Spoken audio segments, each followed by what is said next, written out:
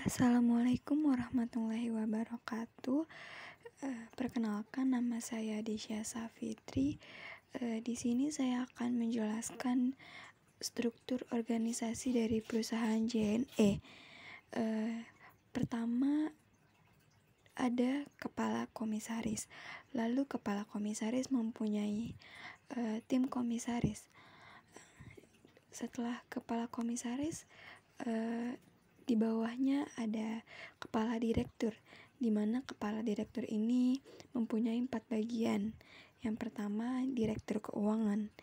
Direktur keuangan terdiri dari senior manager, dan supervisor. Lalu yang kedua ada direktur pelaksana, di mana juga ada senior manager, dan supervisor. Lalu yang ketiga ada direktur operasional, di mana terdiri dari senior manager, dan supervisor. Lalu yang keempat ada direktur HRD, terdiri dari senior manager, dan supervisor. Lalu di sini saya juga akan menjelaskan tugas-tugas pokok dari pegawai perusahaan JNE. Yang pertama, tugas dari kepala komisaris. 1. Melakukan pengawasan atas kebijakan jalannya pengurusan pada umumnya, baik mengenai perseroan maupun usaha perseroan, serta memberi nasihat kepada direksi. Lalu yang kedua ada turut bertanggung jawab secara pribadi atas kerugian perseroan apabila yang bersangkutan bersalah atau lalai dalam menjalankan tugasnya sebagaimana mestinya. Lalu yang kedua ada tugas kepala direktur, yaitu yang pertama, memimpin perusahaan dengan menerbitkan kebijakan perusahaan. Yang kedua, memilih, menetapkan, mengawasi tugas dari karyawan dan kepala bagian atau wakil direktur. Lalu yang ketiga ada menyampaikan laporan kepada pemegang saham atas kinerja perusahaan atau institusi. Ketiga adalah tugas direktur keuangan, di mana memiliki tugas yang pertama, bertanggung jawab terhadap kinerja keuangan sebuah perusahaan. Yang kedua, bertanggung jawab membuat laporan keuangan perusahaan. Yang ketiga, mengawasi laporan keuangan perusahaan. Lalu yang keempat ada direktur pelaksana, di mana memiliki tugas yang pertama, membantu dalam kegiatan operasional lembaga sesuai dengan undang-undang. Lalu yang kedua ada membantu dalam kepengurusan lembaga.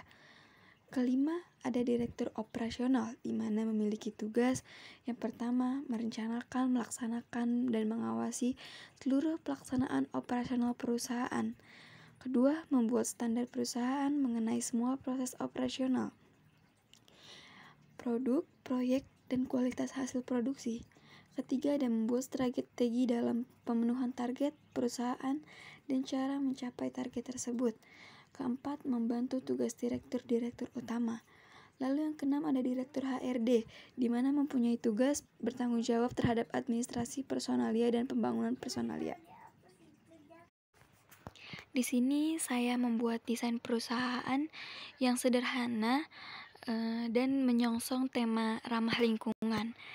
Ini adalah bentuk layout dari perusahaan yang saya buat, di mana setelah masuk ke dalam ruangan tersebut, masuk dalam perusahaan, kita akan disambut oleh ruangan resepsionis, di mana terdapat juga ada ruang tunggu.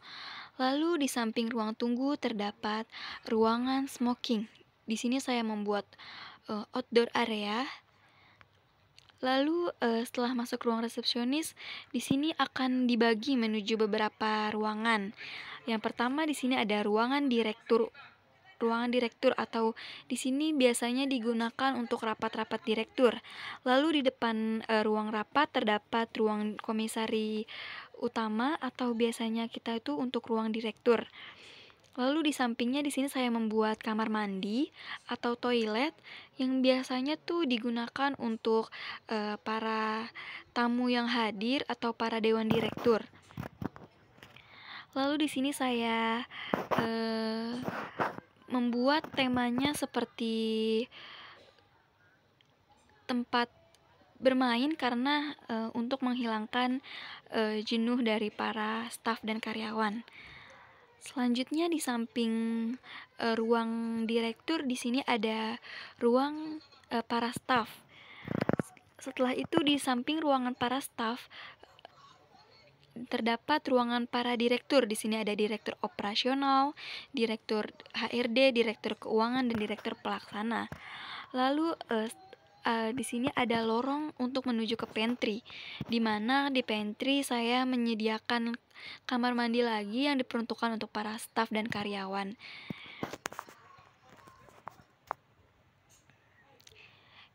Ini adalah bagian dari 3 dimensi perusahaan yang saya buat.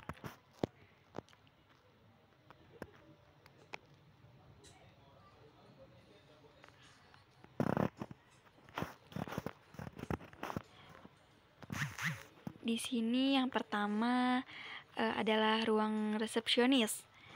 Ruang resepsionis, setelah masuk ruang resepsionis, di sini saya membuat ruangan yang sedikit menarik agar para staf dan karyawan tidak jenuh dalam bekerja. Lalu di sini ada ruangan rapat. Di sini diperuntukkan bagi rapat-rapat para direktur. Lalu setelah itu di sini ada ruang untuk direktur utama, di mana di sini dibuat semenarik mungkin. Lalu setelah itu di sini terdapat 2 kamar mandi yang diperuntukkan untuk laki-laki dan perempuan, di mana di sini ditujukan untuk para tamu undangan dan para direktur. Lalu di samping ruang direktur, di sini saya membuat ruangan khusus para staf. Di samping ruang para staf, di sini saya membuat ruangan sedikit besar untuk para direktur, direktur operasional, direktur pelaksana, direktur HRD, dan direktur keuangan. Di sini saya membuat lorong yang dimana diperuntukkan untuk menuju ke pantry, di mana nantinya pantry akan terhubung lagi ke dalam kamar mandi, sehingga di sini kamar mandinya digunakan untuk para staf dan karyawan.